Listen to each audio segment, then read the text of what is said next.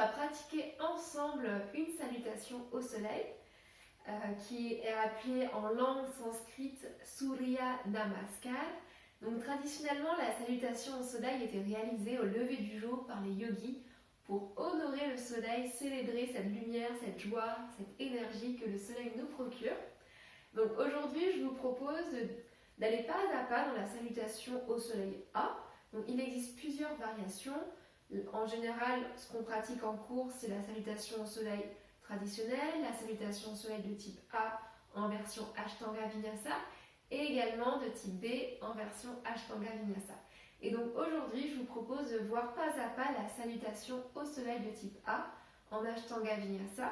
Bien sûr, on va aller progressivement et ensuite, on va essayer de synchroniser les mouvements avec la respiration. Donc pour commencer, vous pouvez vous placer à l'avant de votre tapis en position de Tadasana, posture de la montagne.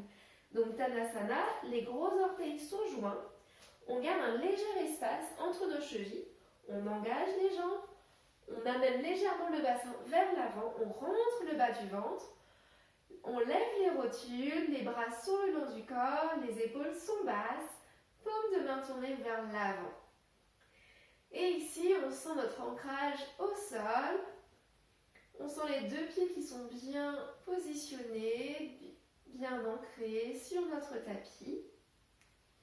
On regarde droit devant soi, vers l'horizon. Et on va bien prendre une grande inspiration, faire un grand cercle de bras pour s'étirer. Joindre les paumes de main vers le ciel si c'est possible. On peut regarder vers les paumes de main. Et on expire, on plie les genoux, on dépose le ventre sur les cuisses, on relâche la tête, on relâche la nuque. On est en Uttanasana. Sur une inspiration, on vient glisser les mains sur les jambes pour avoir un dos droit en Ardha Uttanasana. Donc ici, on rentre toujours le bas du ventre, on éloigne les épaules des oreilles et on regarde droit devant soi. Et sur une expire, on relâche le ventre sur les cuisses, on dépose bien les deux mains au sol pour pouvoir reculer le pied droit et le pied gauche. On se retrouve dans une planche. Donc dans la planche, les doigts sont bien écartés. On pousse dans les doigts, dans les mains. Les gros orteils sont toujours ensemble. On rentre bien le ventre. On regarde entre nos pouces. On prend une inspiration ici. Sur l'expiration, on dépose les genoux au sol.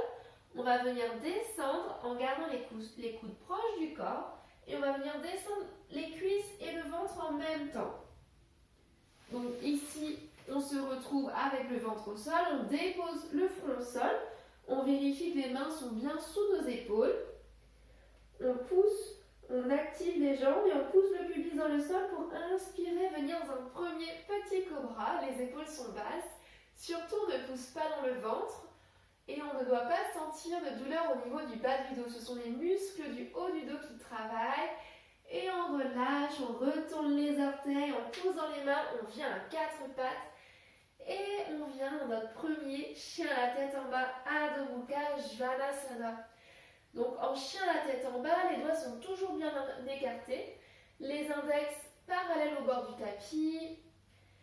Les bras sont bien tendus.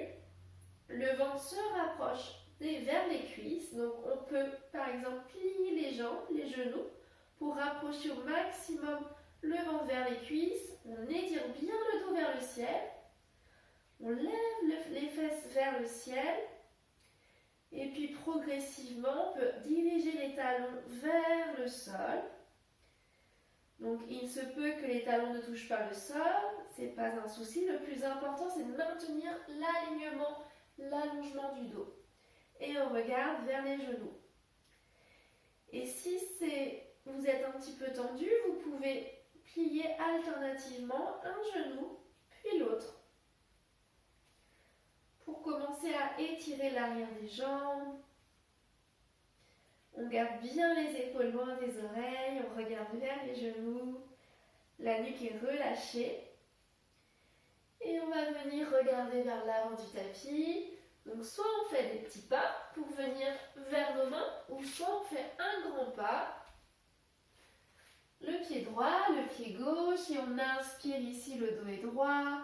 On expire, on relâche le ventre sur les cuisses, on relâche la tête.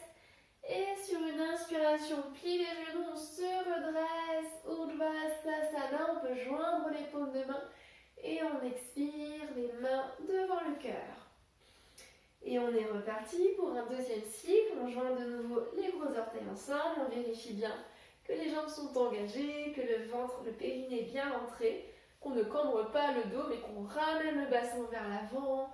On inspire, grand cercle de bras vers le plafond. On expire, on plonge vers l'avant, on peut plier les genoux pour protéger son bas du dos, on relâche la tête. On inspire, Ardha Uttanasana, on regarde droit devant soi. Donc on a soit le bout des doigts au sol, soit les mains sur les tibias.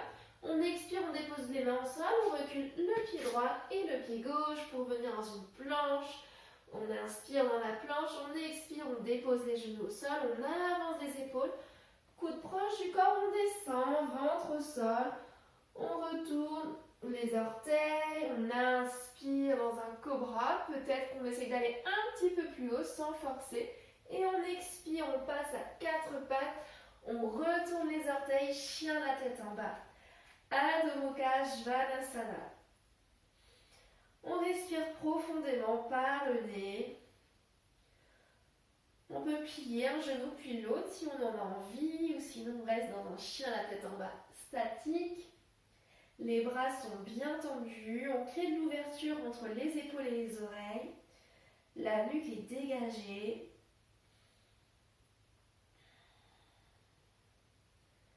Regard qui se dirige vers les genoux.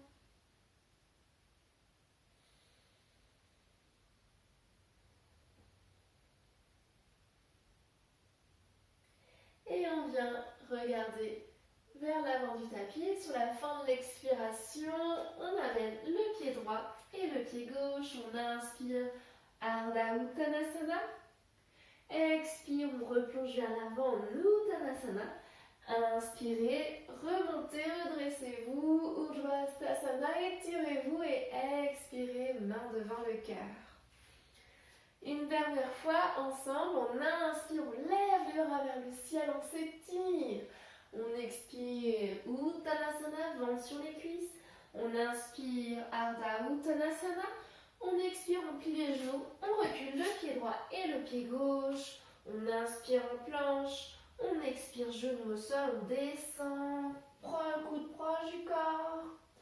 On retourne, on lève les genoux, on active les jambes et on inspire dans un cobra. Peut-être qu'ici on va un petit peu plus haut et peut-être même qu'on essaye de décoller les cuisses du sol en gardant les épaules basses, en ouvrant son cœur vers le soleil et on expire. On essaye de passer, donc soit on passe vers la table ou soit on passe directement chien la tête en bas. En poussant bien les mains dans le sol et on respire, quelques respirations ici.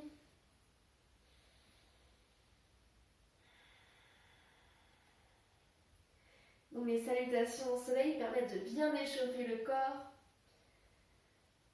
On s'étire, on est en flexion, on ouvre vraiment le corps ici.